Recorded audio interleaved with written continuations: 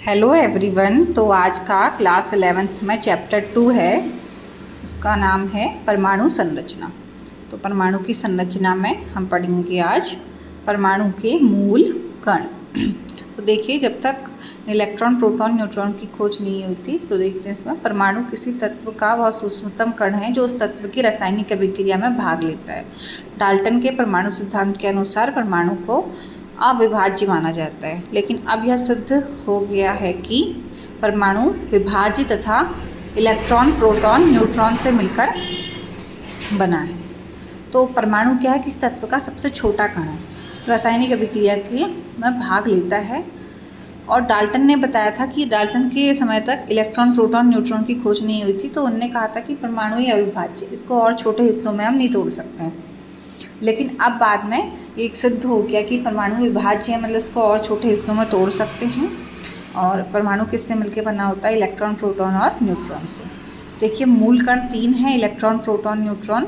उनके द्रव्यमान, आवेश और खोज हैं। इलेक्ट्रॉन का द्रव्यमान 9.1 10⁻31, प्रोटॉन का 1.67 10⁻27 है, न्यूट्रॉन का भी सेम है। और आवेश इलेक्ट्रॉन पे माइनस का होता है, प्रोटॉन पे प्लस का होता है, दोनों पे होता है बराबर है। 1.6 10⁻19, न्यूट्रॉन उदासीन है।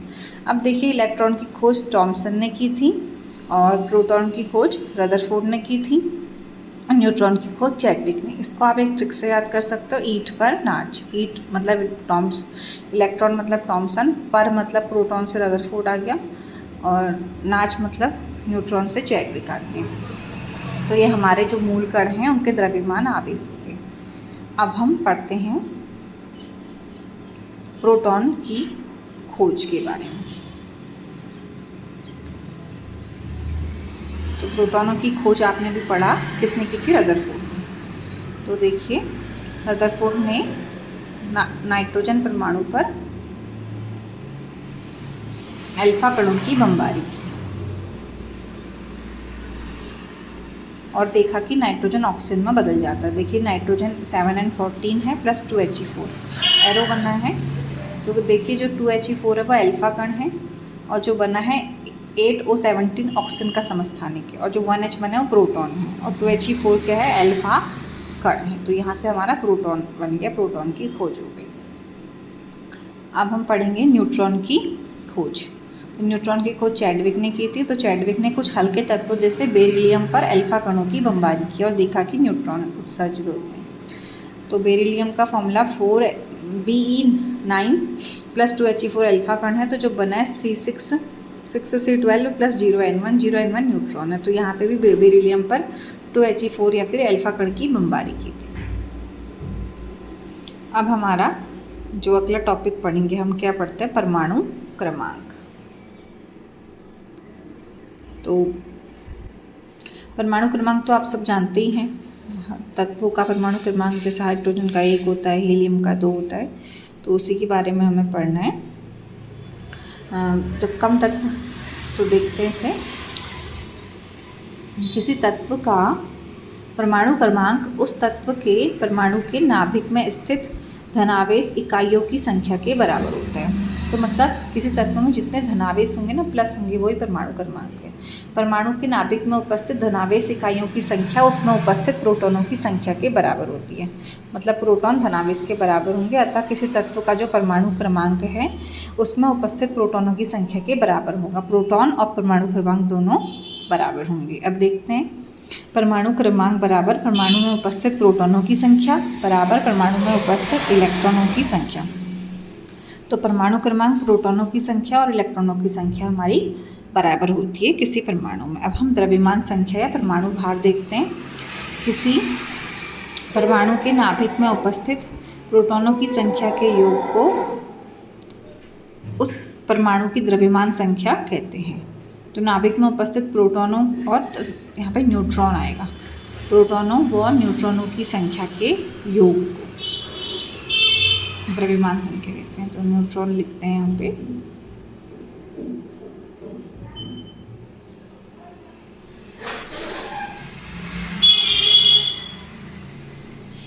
तो यहाँ पे संख्या तथा न्यूट्रॉन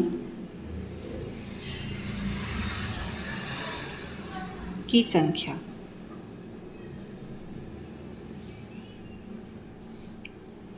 तो प्रोटॉनों और न्यूट्रॉनों की संख्या का योग हमारा द्रव्यमान संख्या कहलाएगा, परमाणु भार। तो परमाणु भार बराबर प्रोटॉनों की संख्या प्लस न्यूट्रॉनों की संख्या। परमाणु भार को ए से दिखाते हैं, प्रोटॉन को जेड से, न्यूट्रॉन को एन से। तो एक तत्व है ZXA, जेड परमाणु क्रमांक या प्रोटॉनों की संख्या या इलेक्ट्रॉनों की संख्या, ए परमाणु भार है, एक्स तत्व है। तो उदाहरण देखिए 11Na23। तो इसमें जो इलेक्ट्रॉन है वो 11 हैं, प्रोटॉन भी 11 हैं। तो परमाणु भार बराबर प्रोटॉनों की संख्या प्लस न्यूट्रॉनों की। तो परमाणु भार 23 है, प्रोटॉन 11 है, तो न्यूट्रॉन यहाँ से निकल जाएंगे हमारे। 23 - 11 मतलब 12। तो ये न्यूट्रॉन की संख्या हो गई। अब हम पढ़ते हैं समस्थानिक। तो एक ही तत्व के वे परमाणु जिनके परमाणु क्रमांक समान होते हैं परंतु परमाणु भार भिन्न भिन्न होते हैं, तो ऐसे तत्व एक दूसरे के समस्थानिक कहलाते हैं। वे तो तत्व एक ही होगा, परमाणु क्रमांक समान होंगे लेकिन परमाणु भार अलग अलग होंगे। जैसे एग्जाम्पल है हाइड्रोजन के समस्थानिक protium 1H1, deuterium 1H2, tritium 1H3 है। अब हमारा अगला टॉपिक है संभारिक। तो भिन्न भिन्न तत्वों के वे परमाणु जिनके परमाणु क्रमांक भिन्न भिन्न होते हैं परंतु परमाणु भार समान होते हैं, ऐसे तत्व एक दूसरे के संभारिक कहलाते हैं। तो संभारिक में तत्व अलग अलग होंगे, परमाणु भार समान होंगे। देखिए 1H3 और 2He3 में परमाणु भार समान है और 6 से 14 और 7 और 14 में परमाणु भार समान है और परमाणु क्रमांक अलग अलग है। अब हमारा सम न्यूट्रॉनिक, वे परमाणु जिनमें न्यूट्रॉनों की संख्या समान होती है सम न्यूट्रॉनिक कहलाते हैं। सम न्यूट्रॉनिक जिनके न्यूट्रॉन समान है, देखिए 6C14 7 and 15 8 O 16। तो न्यूट्रॉन अगर सब में निकालते हैं 14 - 6 15 - 7 16 - 8, तो देखिए सब में 8 8 आते हैं। तो इन सब में हमारे न्यूट्रॉनों की संख्याएं समान हैं। अब हम पढ़ते हैं परमाणु मॉडल। तो थॉमसन का परमाणु मॉडल देखिए।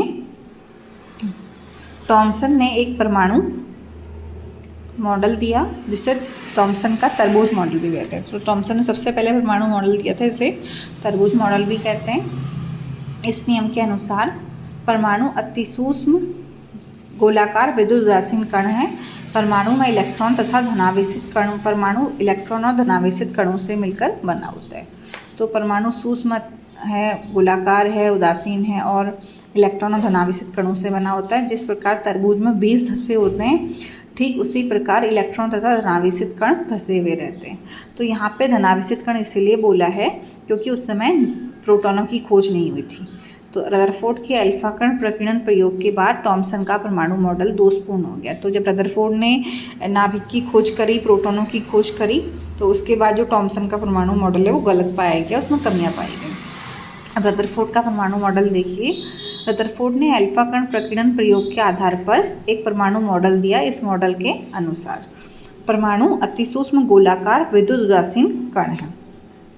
तो सेम पहले वाले की तरह, थॉमसन की तरह कि गोलाकार विद्युत उदासीन कण है। दूसरा, परमाणु का जो समस्त द्रव्यमान होता है उसके केंद्र पर उपस्थित होता है, जिसे नाभिक कहते हैं।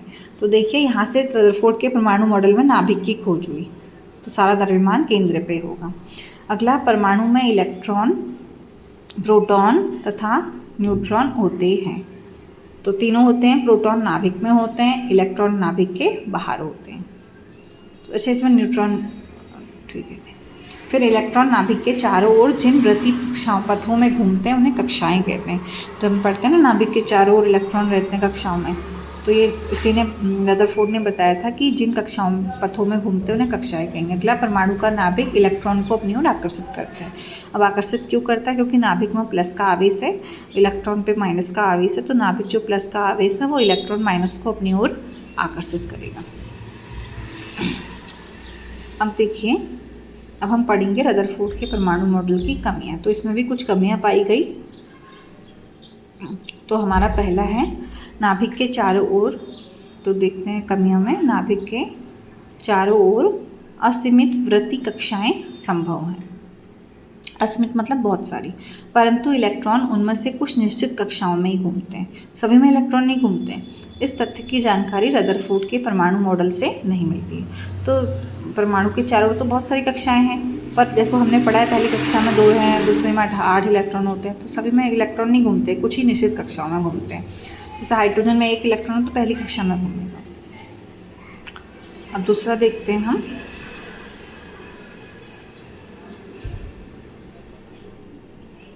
मैक्सवेल के सिद्धांत के अनुसार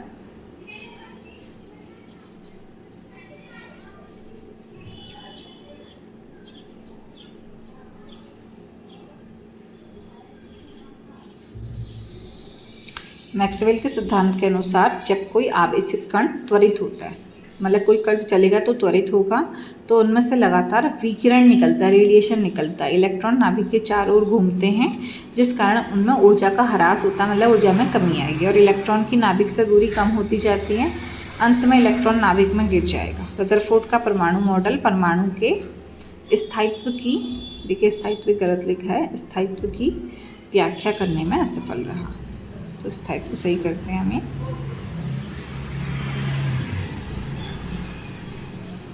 स्थायित्व की व्याख्या करने में असफल रहा।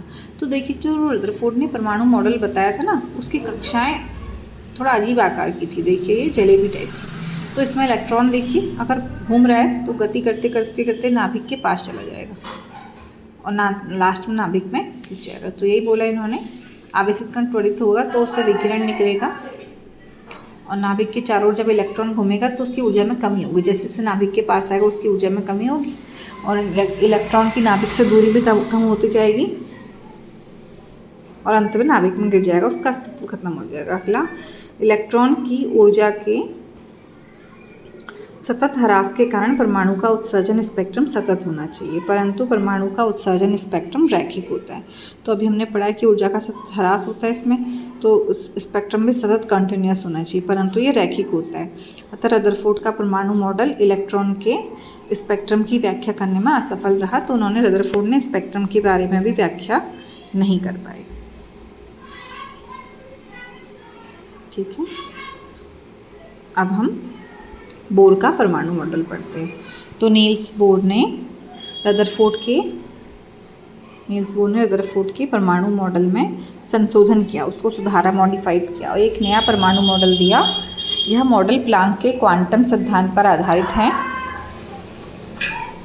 इस मॉडल के अनुसार परमाणु के नाभिक के चारों ओर अनेक कक्षाएं होती हैं, लेकिन इलेक्ट्रॉन केवल कुछ निश्चित कक्षाओं में ही घूमते हैं। तो नाभिक के चारों ओर तो बहुत सारी कक्षाएं होंगी, लेकिन इलेक्ट्रॉन केवल कुछ निश्चित कक्षाओं में ही घूमते हैं। इस निश्चित कक्षाओं को स्थायी कक्षाएं कहते हैं। तो जिन कक्षाओं में इलेक्ट्रॉन घूमेंगे उन्हें निश्चित कक्षाएं कहते हैं। दूसरा, स्थायी कक्षाओं में घूमते हुए जो इलेक्ट्रॉन का कोणीय संवेग है वह h/2π का पूर्ण गुणज होता है। देखिए स्थायी कोणीय संवेग तब आता है जब कोई वस्तु वृत्तीय पथ पे गति करती है, जैसे इलेक्ट्रॉन। तो एच प्लांक नियतांक है, उसकी वैल्यू 6.63 10⁻⁻34 होती है जूल सेकेंड। और इलेक्ट्रॉन यानी कि जो थ्योरी है वहाँ से ये फॉर्मूला आया कि जो इलेक्ट्रॉन का कोणीय संवेग होता है वो h/2π का पूर्ण गुणज मतलब n गुणा h/2π।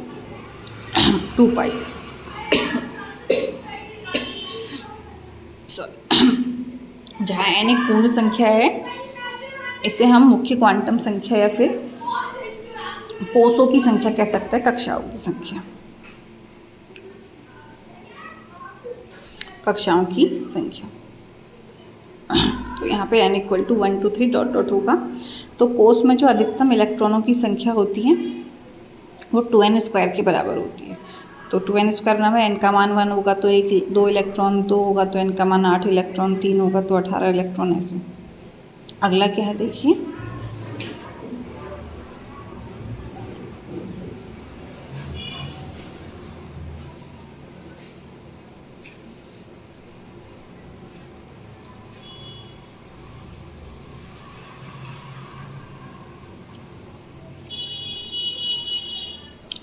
तो ये इलेक्ट्रॉनों की संख्या 2n² हो जाती है कोषों में, कक्षाओं में।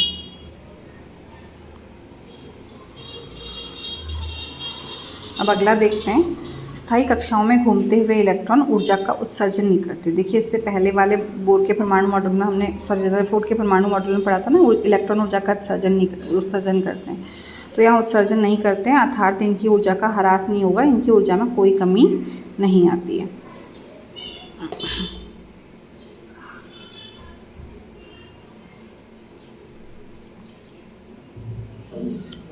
तो देखते हैं इन्होंने क्या कहा।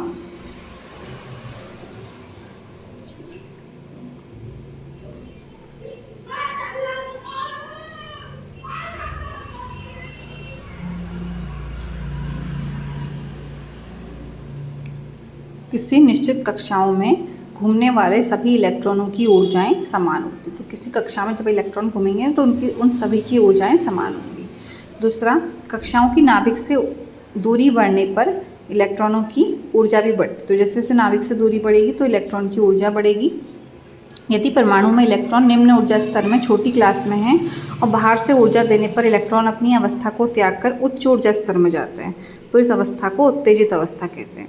तो क्या है कि अगर इलेक्ट्रॉन किसी निम्न कक्षा में, छोटी कक्षा में और वो बाहर से ऊर्जा ले रहा है तो उसकी ऊर्जा बढ़ जाएगी, तो वो उच्च ऊर्जा स्तर में जाएगा। तो ये घटना जिसमें इलेक्ट्रॉन निम्न ऊर्जा स्तर से उच्च ऊर्जा स्तर में जाएगा उसे हम उत्तेजित अवस्था कहते हैं। तो ये हमारा नील्स बोर का परमाणु मॉडल हो गया। लेकिन इस मॉडल में भी कुछ कमियां पाई गई, जिसको हम पढ़ते हैं नील्स बोर के परमाणु मॉडल की कमियां। तो देखिए, पहला क्या है, बोर के परमाणु मॉडल द्वारा केवल एक इलेक्ट्रॉन वाले परमाणु जैसे H, He+ के उत्सर्जन स्पेक्ट्रम की व्याख्या की जा सकती है, जिनमें एक इलेक्ट्रॉन हो। जैसे हाइड्रोजन में एक होता है, He+ में एक होता है। एक से अधिक इलेक्ट्रॉन तथा आयनों के उत्सर्जन स्पेक्ट्रम की व्याख्या इस मॉडल से संभव नहीं है। तो जिसमें एक से ज़्यादा इलेक्ट्रॉन है उसकी व्याख्या हम बोर के परमाणु मॉडल से उसका स्पेक्ट्रम नहीं दे सकते। अभी हम उत्सर्जन स्पेक्ट्रम अगला टॉपिक पढ़ेंगे। तो जैसे H और He+ में एक ही इलेक्ट्रॉन है तो केवल उनका ही उत्सर्जन स्पेक्ट्रम प्राप्त हो सकता है। एक से ज़्यादा इलेक्ट्रॉनों वाले परमाणुओं का हम स्पेक्ट्रम प्राप्त नहीं कर सकते। दूसरा देखिए, उच्च विभेदन क्षमता। विभेदन क्षमता मतलब ऐसी मशीन जिसकी विभेदन क्षमता अच्छी हो, जो एकदम वस्तु को क्लियर दिखा सके, उसमें डिफरेंस दिखा सके।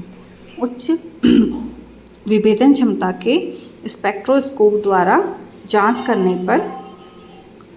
करने पर यह ज्ञात हुआ कि हाइड्रोजन के स्पेक्ट्रम जो एकल प्रतीत होते हैं, मतलब जो सिंगल लगते हैं हमको, वो वास्तव में क्या है, कई रेखाओं का समूह है, उसमें बहुत सारी रेखाएं पाई जाती हैं।